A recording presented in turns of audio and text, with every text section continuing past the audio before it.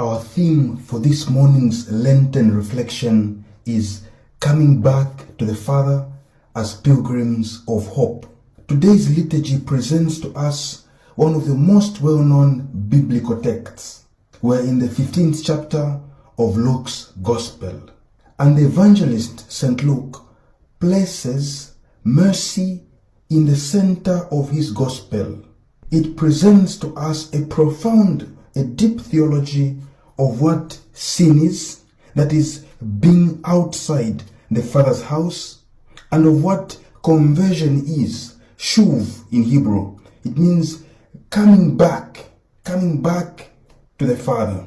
It is a biblical text that presents to us reconciliation and above all presents to us the real face of God, a Father who is attentive, welcoming, and forgiving.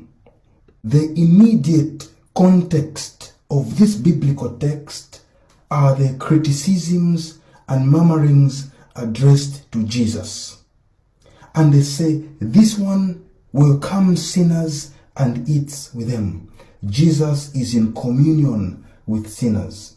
This is the scandal of the gospel of today. Jesus who sits with sinners and eats with them. This bothers the Pharisees.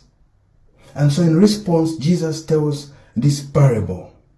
So the parable is first of all addressed to this group of those who judge, the Pharisees and the scribes, the elder brother. Those who do not participate in the feast of the coming back to the Father's house of God's children. We see in this reading the generosity of God who runs towards the Son when he's still far away. We see the patience of God who stands outside and waits. While we are still sinners, St. Paul will tell us, Christ died for us. In running, there is the mercy of God, the lively sensitivity of God, the Father. The Father throws himself on his neck. The Father kisses him. In a certain way, the Father places him eye to eye, face to face. That is a kiss. The Father elevates him to his original level of being a son. The Father restores the equilibrium of relationship. He's no longer a servant in the mud. The Father lifts him up and kisses him, face to face, eye to eye. The figure of the Father is the center of today's reading. It is the face of the God of Jesus Christ, the Christian God. The Father strikes us because of his attention. The Father strikes us because he's open. The Father strikes us because he's a witness of the goodness that lies in the depth of the human heart. The Father strikes us because he waits with hope that my son will return.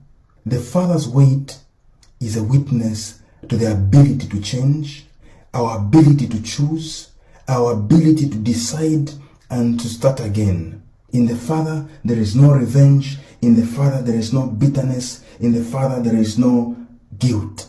In fact, the coming back of the younger son unmasks also the attitude of the older son who lives as a servant.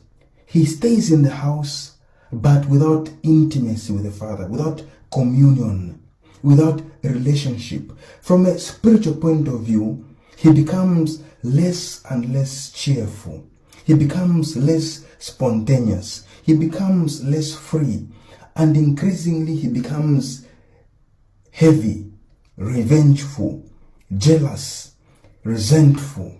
Sometimes we think that serving God is heavy. The son remains in the house serving the Father, but he does it like a servant, like a slave. Jesus tells us those who serve are those who reign. The Second Vatican Council says to serve is to reign.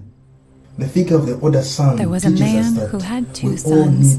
Mercy. The younger one said to his father, even those "Father, who might consider themselves give me my share of the righteous estate." or holy.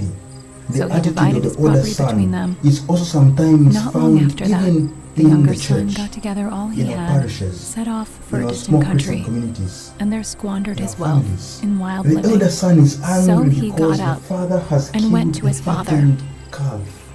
We're all, dear brothers and sisters, called to renew ourselves this Lenten season. Walk back to the Father's house with faith. We all need conversion. We all need rebirth.